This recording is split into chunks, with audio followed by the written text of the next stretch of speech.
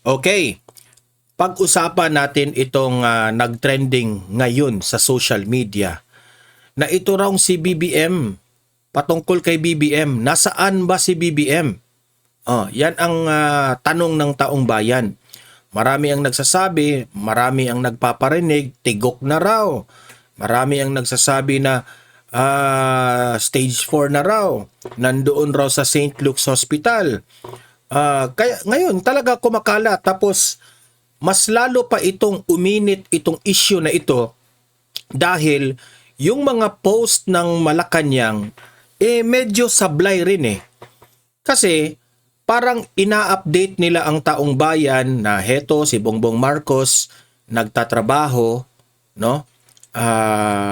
Pero yung mga nakikita sa picture, nagtataka yung taong bayan, bakit yung picture na ipinakita nila hindi na payat si BBM.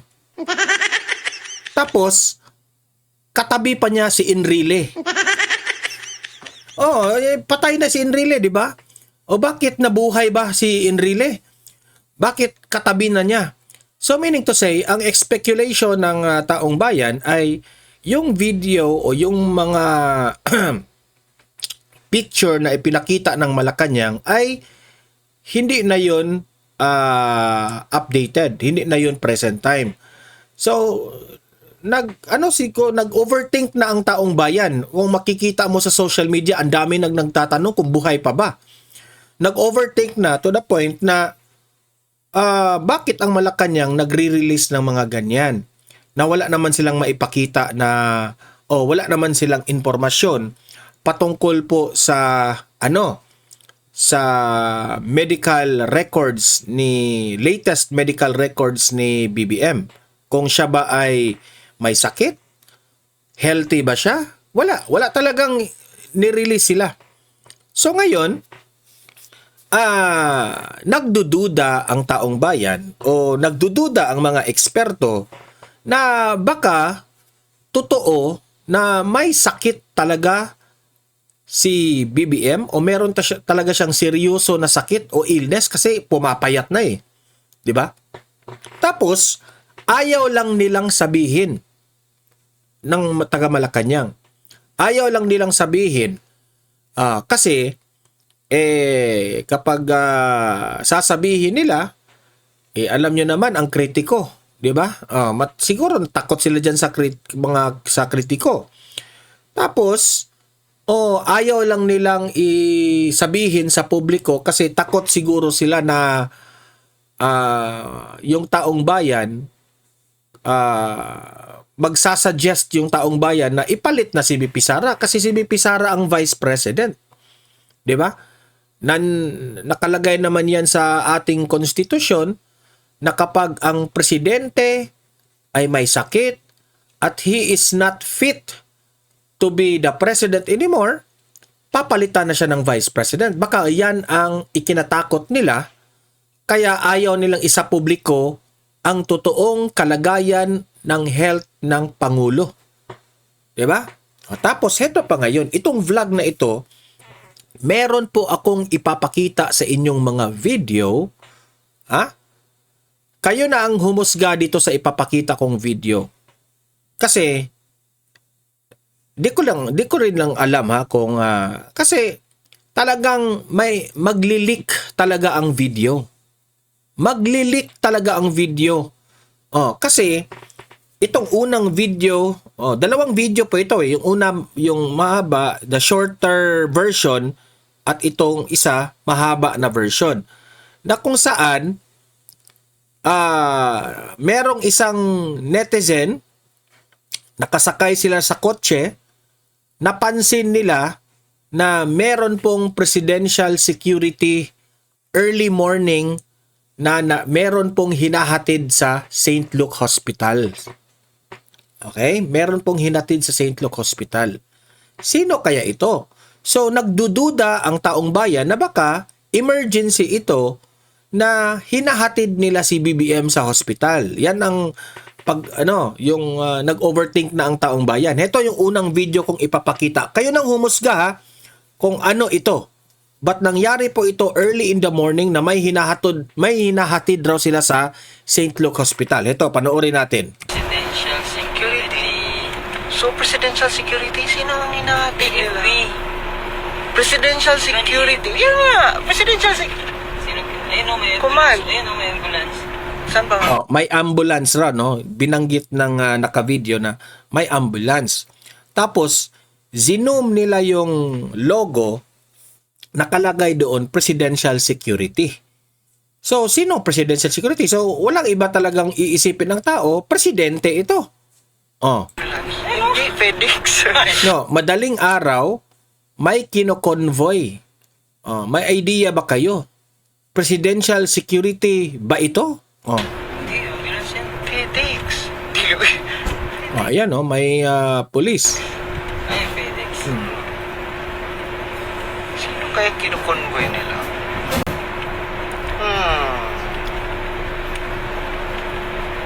Yan. Oh. Meron itong mahaba na version kasi ni-research natin ito eh.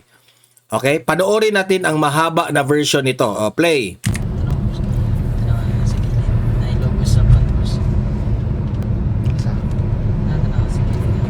Kita lang lagi nagabutiri.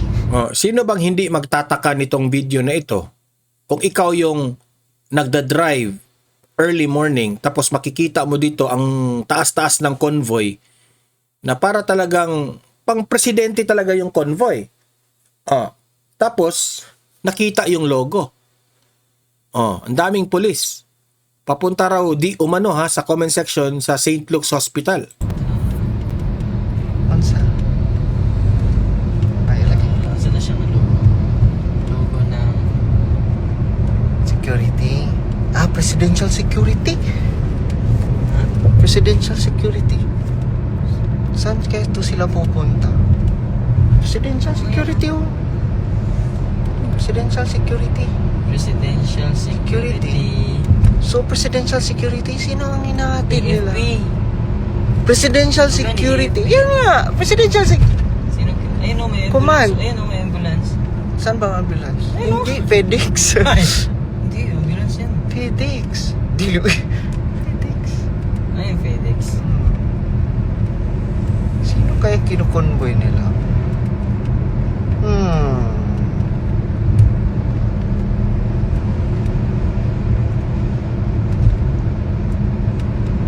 Tapos biglang, bakit ka nagbibideo? Eh, na-miss lang kami, sir.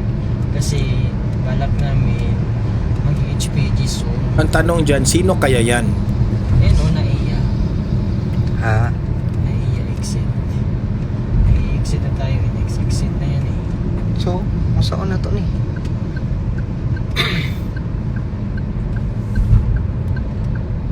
Uunahin muna natin yung kinukonvoy nila sa bus. Sino yan?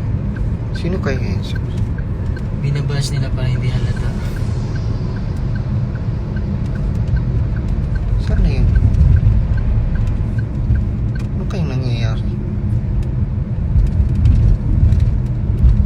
Ang bus talaga kinukonvoy nila. Kasi may nakakonvoy pa sa likod eh. So, ibig sabihin yung bus ang pinaprotektahan nila. So, sino ang nasa loob ng bus? Who's inside the bus? Tas presidential, di ba? Presidential.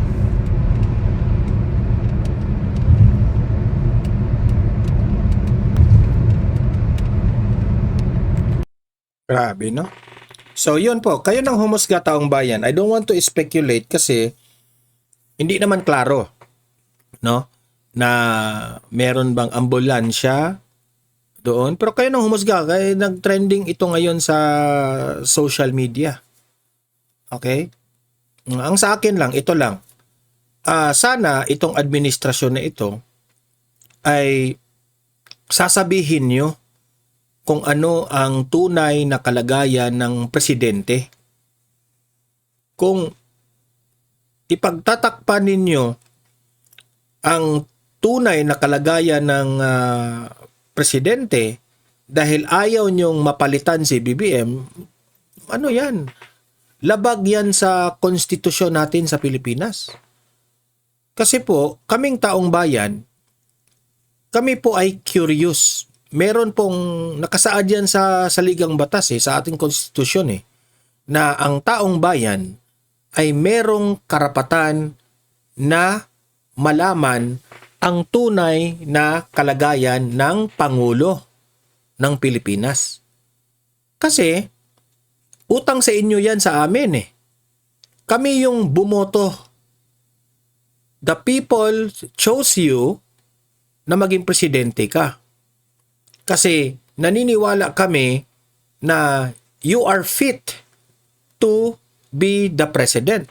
Ngayon, kami rin taong bayan ang magsasabi na hindi ka na fit na maging presidente kasi meron kang sakit. Kami rin taong bayan ang may right dyan. So, hindi ninyo mabiblame ang tao sa social media na magpo-post. Ano, buhay pa ba? Anong update? Yan ang mga naririnig ko sa social media Tigok na ba? Pinagtulungan raw doon sa St. Luke Hospital. Yun ang aking mga nakikita sa balita. Ang mainstream media, wala na kasing naniniwala dyan sa mainstream media kasi alam ng taong bayan na ang mainstream media talaga kasabwat sa administrasyon. So, hindi talaga maiiwasan na meron talagang lalabas na leak na merong nagsabi na may nakakita doon sa St. Luke's. Nagkagulo raw doon. Diba? So, I hope, hindi magsisinungaling ang Administrasyong Marcos patungkol dito sa issue ni BBM. Okay? At heto pa. Heto na naman. May bagong ebidensya at video na pinakita itong si Attorney Baligod. Sino ba si Attorney Baligod? Siya yung attorney ng mga 18 ex-Marines na dating mga employees ni Zaldico. Sila yung mga dating bodyguard, mga dating escort ni Zaldico na naghahatid ng mga maleta sa mga politicians, na mga buwayang politicians na nangungurakot. Ngayon, itong 18 ex-Marines na ito, may attorney sila na si Attorney Baligod. Sa Facebook page ni Attorney Baligod, may bago siyang video na ipinakita na hinatid ang maleta. Video ito papakita ko sa inyo. Naghahatid ng maleta from the helicopter to sa isang bulletproof na sasakyan. Okay? Kayo nang humusga Short video lang po ito. Short video. Tingnan ninyo tingnan ninyo. Press mo lang yung yung ayan.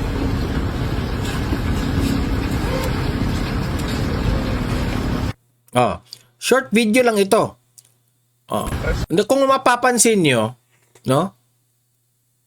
parang parang helicopter po ito ng parang presidential na na mga sasakyan.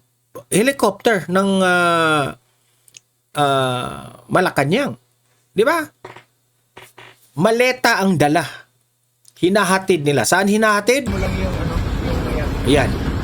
Hinahatid raw yan sa bulletproof na sasakyan. Yan ang nakalagay doon sa caption ni Attorney Baligod. Yan ang dami pang mga sasakyan na nakaabang. Binuksan na yung likod ng sasakyan kasi doon ilalagay ang mga maleta. Using the, sa na-observe ko, parang helicopter ng Malacanang. Ngayon, ang tanong ko dyan, sasabihin na naman ng mga kritiko, Don Mar, bakit ang ikli-ikli ng video? Bakit very short yung video? Sa tingin ko, sinadya ito ni Attorney Baligod na i-share ito ng maikli lamang. Kasi, duda ko rito, meron itong mataas na video pero hindi ito pinakita lahat. Kasi, nire-reserve nila yan kapag sila ay tatawagin na kung merong mga cases or hearing o doon ba sa Blue Ribbon Committee. As of now, wala eh. Hindi kasi uusad, hindi sila pinapaniwalaan. So, tama lang na maikli lang muna yung video na ipinakita nila. Okay? Yun ang yun ang basa ko rito eh. Kasi po anong tawag diyan? Wala po sa natin, i-loop natin. Wala pong sapat na kakampi itong mga 18 ex-Marines na ito. Ayan naghahatid sila. Sa tingin ko naman, yung mga naghahatid dyan, yun yung mga 18 ex-Marines na yan. Galing sa kanila itong video na ito. Kayo, obserbahan nyo, sa kayong mga nanonood ngayon, tingnan ninyo. Ayan Huwag nyo sabihin, hindi yan maleta. Baleta talaga yan mabigat pa nga diba? Ayan dalawang tao pa yung nagbibitbit sa isang maleta, yung orange. Duda ako dito, dinaan na sa helicopter ang mga pera. Grabe sa. Ito yung kung matatandaan ninyo, ito yung sinakyan rin ni Ping Lacson at ni Tito Soto. Yung may video, may picture ba yun? Ayun yung dalawang bulletproof cars yung meron pang gwardiya nakatingin. Yan. Ang tanong, saan yan, Saan yan naka-landing ang meron talaga makadetermine dito. Ang tanong ko sa iyo, Ping Lacson, hindi pa ba sapat ito na ebidensya para ipatawag nyo ang mga 18 ex-Marines at itong si Attorney Baligod? Ano pa bang hinahanap mo, Ping Lacson? Ano pa bang hinahanap mo? Bakit? Takot ka bang ipatawag itong mga 18 ex-Marines sa Blue Ribbon Committee ng sa Senado? Ayan gigil na si Senator Marcoleta dyan na maimbestigahan ito. Tapos wala kayong ginagawa. Kaya hindi kayo magtataka bakit bumababa ang mga ratings ninyo, especially ang presidente ng Pilipinas, bumababa ang rating. Ayan diba? So, hustisya po. Yan lang po ang panawagan ng taong bayan. Hustisya po para sa mga ito. Na kung hindi kayo maniniwala doon, kung sa tingin ninyo AI yun, kung sa tingin ninyo gawa-gawa lang yung video na yun, imbestigahan nyo. Tanungin nyo ang mga 18 ex-Marines. Tingnan natin kung consistent ba sila sa kanilang mga pinagsasabi. Diba? Ganun naman yan Tanungin nyo na ng tanungin kung sila ba ay nagsisinungaling o hindi. Kasi malalaman yan Ang taong nagsisinungaling, malalaman talaga ninyo kung Pero hindi ayaw nilang ipatawag Matagal ng 18 ex-Marines na nag-iingay pero binabaliwala lang yan. Kaya ako nga, nagdadasal ako na yang si Zaldico na yan, uuwi na yan dito. Siguro pagdating ng panahon na presidente na si VP Sara, saka siguro uuwi itong si Zaldico. Kasi siguro, yan naman ang laging sinasabi ni Zaldico na nanganganib ang buhay niya. Marami pa. Tingnan ninyo yung page ni mamaya. Tingnan ninyo yung page ni Attorney Baligod. Marami siya mga ebidensya doon na ipinakita. Yung mga binili ni Zaldico, yung Sprinter ba yun?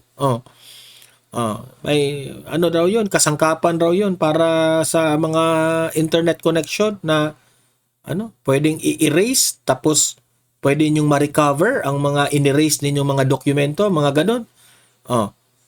So, yan po pero meron akong kasi itong Supreme Court ngayon,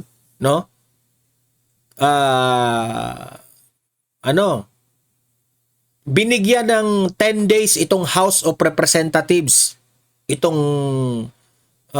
Ang Supreme Court po, nagbigay na po ng 10 days ng House of Representatives para mag-respond po dito sa petisyon ni Vice President Inday Sara Duterte. Okay? Ipapakita ko sa inyo. Pero bago ko ipapakita ito, like and share muna ha. Kung umabot kayo dito sa haba ng video ko, like and share para ikalat natin itong video na ito ha. At also, subscribe sa mga hindi pa nakasubscribe sa akin ha. Libre lang ang mag-subscribe. Updated pa kayo sa ating mga balita. Ito, ipapakita natin itong latest na balita. Ito yung balita ng Daily Tribune, no? Lakihan natin as usual para makita ninyong lahat. Daily Tribune 12 minutes ago. The Supreme Court has given the House of Representatives and other respondents 10 days to respond to the petition filed by the Vice President Sara Duterte and her legal team. So, ayan. Kayong mga taga House of Representatives, sagutin nyo ang petisyon ni BP Sara. Bakit karapat-dapat i-proceed ang impeachment trial, okay? Sabi dito April 8, 2026. So ngayon po ito. Press briefer. The Supreme Court en banc during its session today, April 8, 2026, acted on, okay? Attorney Israelito Pitorion et al. House of Representatives Committee on Justice. GR number E05667 Zara Z. Duterte versus House of Representatives. The Supreme Court consolidated these cases and without necessarily giving due course to the petition, directed respondents to comment within a non-extendable period of 10 days from the receipt of notice. The petition questioned the constitutionality of the proceedings before the House Committee on Justice in relation to the impeachment complaints filed against Vice President Sara Z. Duterte. GR number E-05293 Narciso A. De Leon versus Anthony Gerard A. Halili. Halray Construction Incorporated, Harley Construction Company, and other unknown persons. The Supreme Court, through the ponencia of Associate Justice Ami Z. Lazaro Javier, issued a writ of kalikasan against respondents Halray Construction Incorporated and other persons acting on their behalf for conducting illegal quarrying activities within the Angat River Boston Dam Forest Reserve in Banaban, Angat, Bulacan. Ito pa. It also granted petitioner Narciso A. De Leon's prayer for temporary environmental protection order ordering respondents to immediately stop quarrying, excavation, earth extraction on similar activities within the watershed area. Respondents are further prohibited from committing acts that may cause additional damage to the environment. In issuing the writ, the Supreme Court applied the precautionary principle based on technical findings showing the respondents' activities have significantly increased surface runoff, erosion, and sedimentation within the watershed system. Reports indicated that these activities have destroyed cultivated crops, vegetation, and fruit-bearing trees that serve as wildlife habitats. So patungkol pa pala ito sa quarrying, no? The Supreme Court noted that change in the natural landscape of just portion of a protected forest reserve threatens the stability of the Angat River Bostos Dam. Ayan. So ito po yung ano ha. Ang Supreme Court po nagbigay po ng 10 days to respond. Petition filed by the Vice President Sara Duterte and her legal team. Patungkol po ito sa quarrying, no? Dito sa Angat River Postos Dam. Okay? So, hindi po ito pala kaugnayan sa akala ko yung file na petition ni BP Sara kahapon eh. Kasi nag-file rin si BP Sara eh. Hindi lang binalita ng media. Patungkol po ito sa quarrying, no, ng Angat River Postos Dam. Ayan, sagutin nyo yan. Di ba? Ito po ay Sara Z. Duterte versus House of Representatives. So, yan po ang update natin dyan. Itong House of Representatives, mahilig lang sila mamumulitika. Sa patungkol po sa pagsiservisyo po sa taong bayan, dyan sila medyo mahina. Okay? Mahilig sila sa pamumulitika na ginagawa nila ang lahat para lamang mananatili sila sa kanilang pwesto. Yan. Sagutin nyo yan. Yung petition ni VP Sara. Okay? Ang daming problema ng Pilipinas pero ang inaatupag nila, impeachment ni VP Sara. Okay? So, heto. At dahil dyan sa petition ni VP Sara kahapon, petition niya patupol na hindi po ituloy ang impeachment complaint, ang impeachment proceedings pala, itong si Representative Sindanya, binatikos niya si VP Sara sa pag-file ng petition sa Supreme Court. Karapatan niya ni VP Sara, bakit ka magagalit? Ito yung video, panoorin ninyo. Ang Vice President nagipit sa Supreme Court talaga kumakapit. Confirmed. Wala talaga Ang corny, no?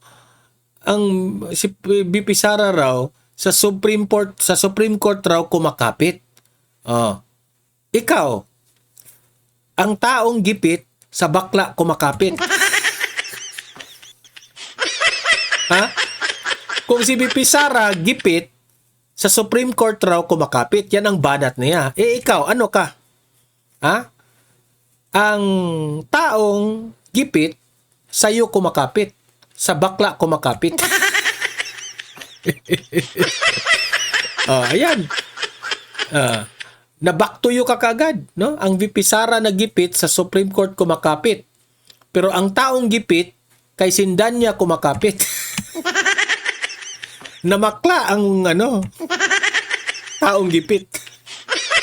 Joke lang yan. Joke lang yan.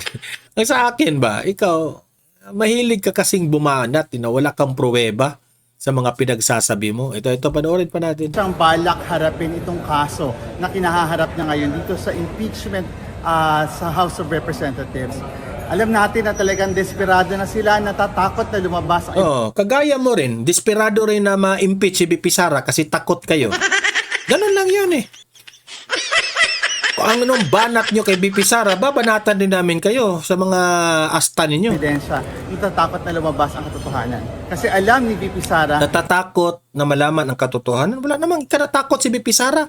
Ang sabi ni VP Sara, ituloy nyo yan. Magbotohan na kayo. Kayo yung nagpabagal sa kadramahan ninyo dyan sa House of Representatives. Tapos si VP Sara yung pinagbibintangan ninyo. Ulul! paglabas ng ebidensya, wala na siyang takas. Paglabas sa ebidensya, wala nga kayong naibigay na ebidensya. Sige, puro kayo istorya, ilabas nyo yung ebidensya ninyo. How will this affect the April 14 hearing? Well, sana wala itong epekto doon sa proseso natin dito sa House of Representatives. Wala pa palang epekto eh. Magbotohan na kayo dyan sa House. Ano bang hinihintay ninyo? Puro kasi kayo drama, pamedya, pasikat. Yun ang alam ninyo eh. Representatives. Dahil ito isang constitutional mandate na dapat natin gawin at dapat natin ginagawa. Habang ginagawa natin iba pang mahalagang trabaho na tugunan ang problema ng ating mga kababayan. Kung have you read the petition po filed by the VP Sara camp, and how confident are you that the SC will jump this petition? Well, sa totoo lang, human race si Sara Duterte doon sa kanyang Ayan, no, dumaan pala si Kong Liviste sa likod at si Toby Chanko. petition sa Supreme Court ay covered na nung mga ginagawa natin dito sa House of Representatives in terms of complying with the Constitution, the House Rules on Impeachment, and even the ruling of the Supreme Court. So walang dahilan para maantala itong sinasabi nating matagal ng long overdue na paglilitis sa kanya. Dahil may utang na katotohanan ang VP sa taong bayan at ito yung panahon para siya ay humarap dito.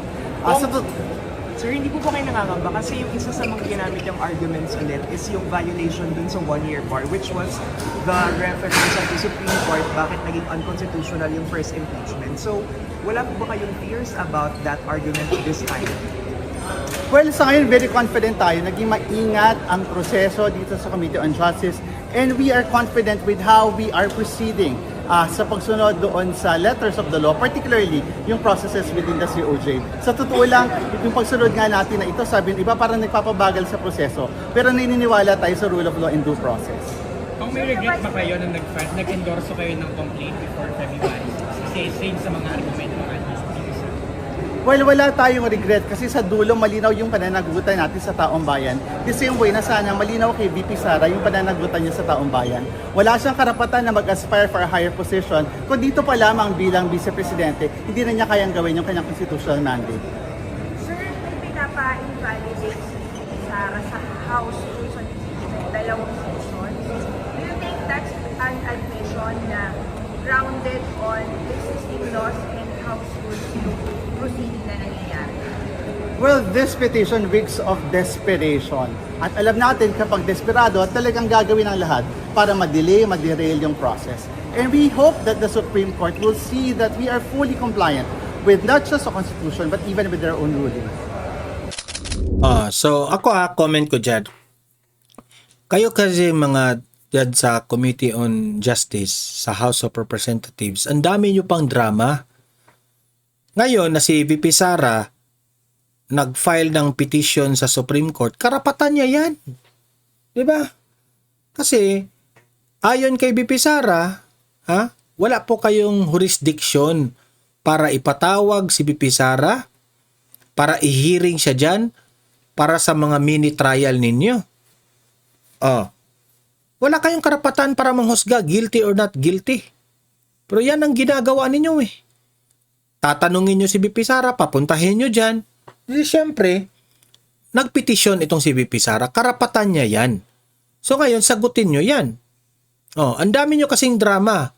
Kung kayo, inaccept nyo yung hindi siya pumunta, binasa ninyo ang kanyang sagot doon sa mga aligasyon ninyo, o di nagbutuhan na sana kayo. So that the impeachment proceedings will follow. Will continue.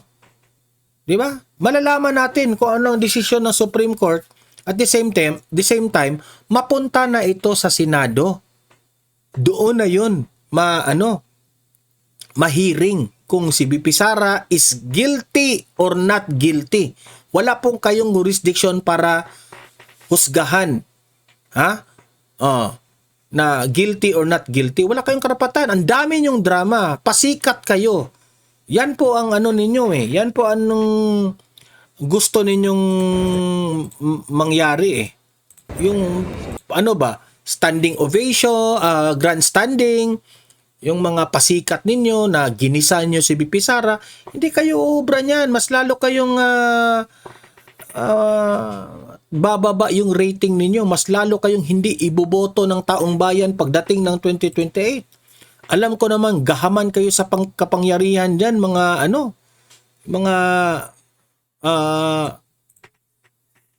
House of Representatives dyan, mga congressman, yung iba, especially dyan sa, yung nag-iingay dyan sa Committee on Justice.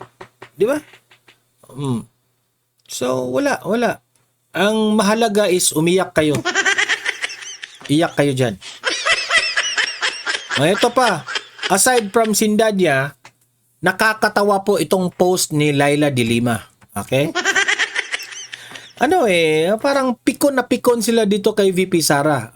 Ito yung sinabi ni VP Sara 6 hours ago. Laila de Lima, ang kanyang official blue check na page o profile.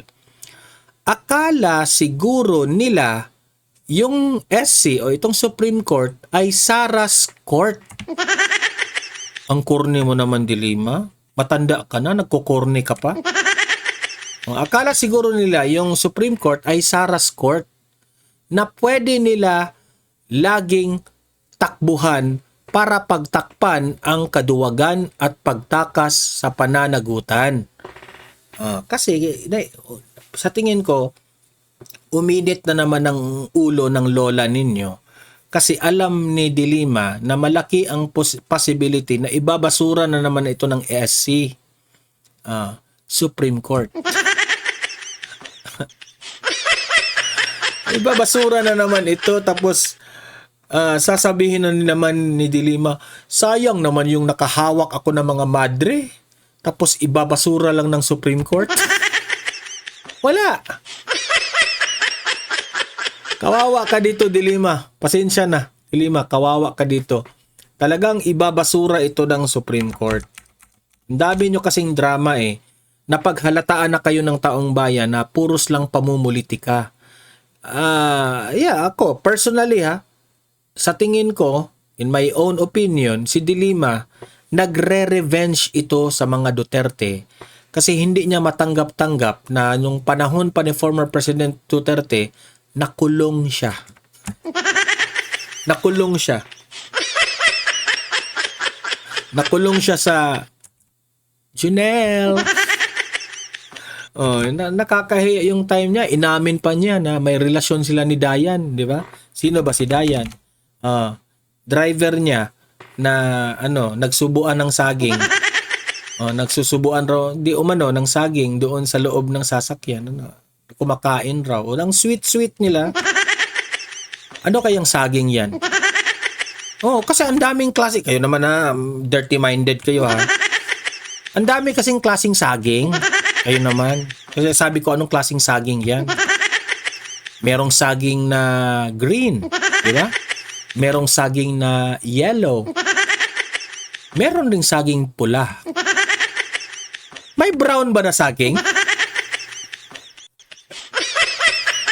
Iwan ko lang kung may brown ba na saging. Hindi ko lang alam.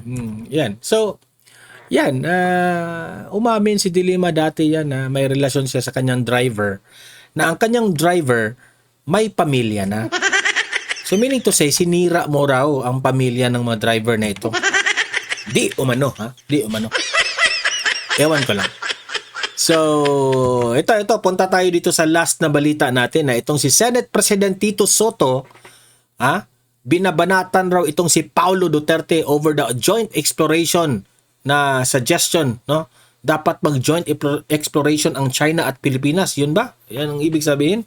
Ito, panoorin natin. Senate President Tito Soto, meanwhile, fires back at Congressman Paulo Duterte's claim he's in limbo over joint exploration with China.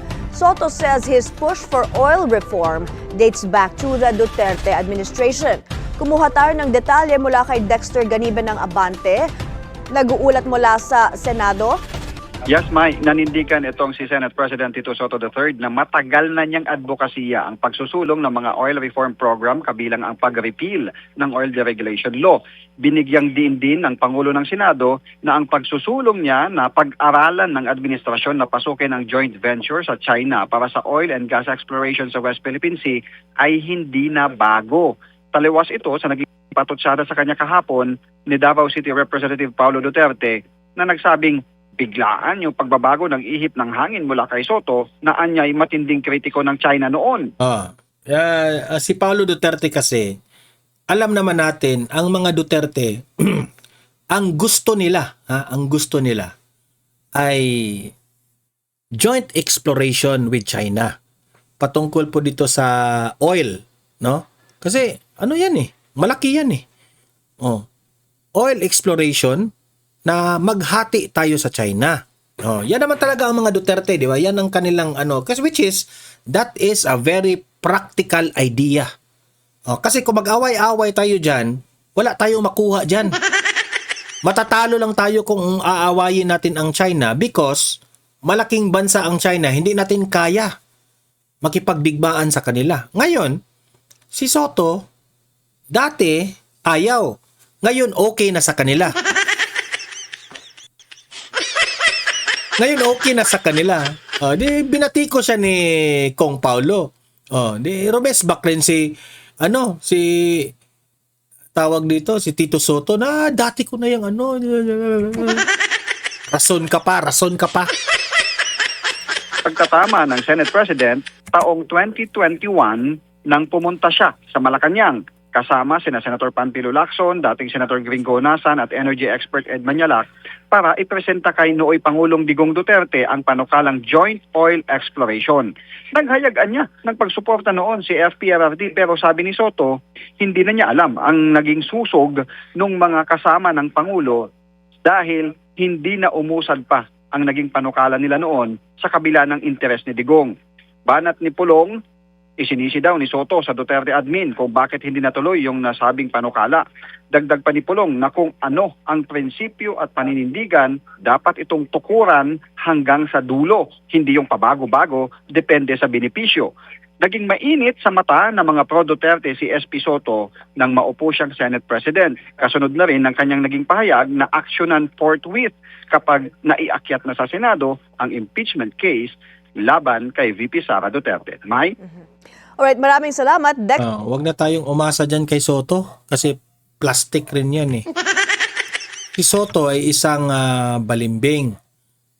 Ako ito yung aking analysis dyan kay Soto. Pagdating ng 2028, sisiguraduhin ni Soto kung sino yung malakas sa tao, dyan yan pupunta. Kung malakas si VP Sara, babaliktad yan si Soto. Trust my word. Yan si Ping Lacson at si Tito Soto, babaliktad yan. Diyan sila, halos lahat ng naging presidente, babaliktad sila. Babaliktad yan. Kilala ko na mga ugali niyan. Veterano na yan. Ika nga, yan. Harmless na yan sa Senado kasi alam na nila yung pasikot-sikot yan. Importante sa kanila mananatili sa pwesto. Magaling yan. Okay, so kayo mga audience ko dito sa Don Mar TV, like and share this video. And also, comment kayo kung ano ang masasabi nyo sa mga tinalakay natin. Okay, inyong opinion. Anong masasabi ninyo? Okay? So, basahin natin yan sa comment section. Okay, subscribe. Yung mga audience ko dito na hindi pa nakasubscribe, you are free to subscribe. Walang bayad yan. Updated pa kayo sa ating mga trending na balita. Okay? See you in my next video. Have a great day. Have a great night. God bless po sa ating lahat. Mabuhay ang Pilipinas and God save the Philippines. Bye-bye.